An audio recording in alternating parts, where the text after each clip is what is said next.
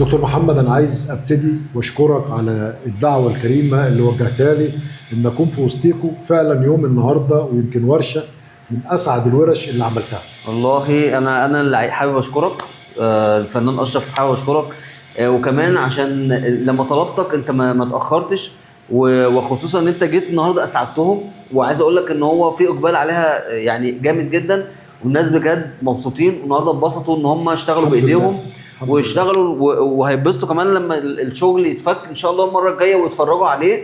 انا بشكرك النهارده انت شرفتنا، وجاي من بعيد، وجاي كان عندك ورشه، وجاي كان عندك حاجات تانية، وانت فرغت نفسك النهارده ان انت تبقى موجود عندنا، رغم ان انت من الصبح مثلا بره وعندك حاجه وكنت في مكان بعيد، وجيت شرفتنا النهارده. انا بجد بشكرك. انا اللي بشكرك انك تحت لي الفرصه دي، وده واجب عليا طبعا. تعرف حضرتك النهارده يعني انا لما شفت البسمه في عينيهم انا كنت في قمه سعادتي. ده حقيقي.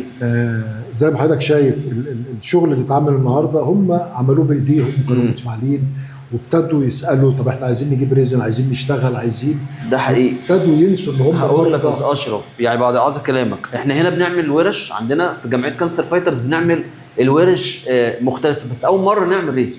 يعني دي كانت اول مره، والريزون يعني كل الناس عايزاه دلوقتي، او كل متجه ناحيته. احنا عندنا ورش تانية، عندنا ديكوباج، عندنا تريكو، عندنا مكرميه، عندنا جميع الورش، ولكن ورشه الريزون بالفعل ما كانتش موجوده عندنا، بس ان شاء الله تبقى موجوده على حس حضرتك. انا معاك في اي وقت، ويبقى في استمراريه فيها، لان انا عايز اقول ان احنا بندخلهم ورش، يعني اي ورش بتتعمل هنا اهو بيطلع منها منتج، ده بيبقى لصالح المرضى نفسهم. احنا مش حاجه لينا، احنا ما بناخدش اي حاجه منهم، بنخش معارض. احنا كنا موجودين في تراثنا السنوات اللي فاتت، والمعارض اللي في المكاتب او اي معارض عامه، ده بيبقى نتاج. يعني حضرتك لو علمتهم النهارده هينزلوا الشغل، ده هيبقى دي التنميه المستدامه بتاعتنا اللي بنعملها، وده طبعا يرجع لحضرتك واي حد بيتعاون معانا.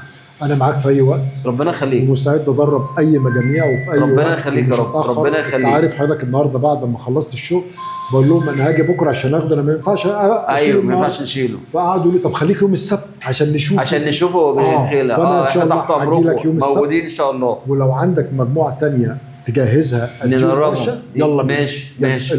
المجموعه اللي كانت معايا النهارده كلهم تقريبا اشتغلوا بايديهم، مبسوطين. الموضوع مبسوطين الحمد لله، وهيقدروا يطلعوا منتج. وانت كتر خيرك، جايب خاماتك وجايب حاجتك، وجاي مجانا، وجاي متطوع، وجاي المفروض ادفع. ربنا يكرمك والله بجد. احنا مبسوطين وهم مبسوطين جدا النهارده. الشغل اللي اتعمل، وانا مبسوط ان هم اتبسطوا. الشغل اللي اتعمل النهارده ده هديه مني للجمعيه. ربنا يبارك لك، ربنا يخليك، تسلم. فده اقل حاجه يعني. تسلم يا اشرف. كل حاجه انا هشتغلها في الجمعيه دي هديه مني. كل شغلك جميل والله، وانا من المتابعين بتوعك والله. شكرا يا دكتور، ربنا يخليك. شرفت ونورتنا والله، وتعبناك النهارده والله، كتر خيرك. بس المكان النهارده نور بيكم حبيبي. ربنا يخليك، ربنا يخليك يا فنان يا رب.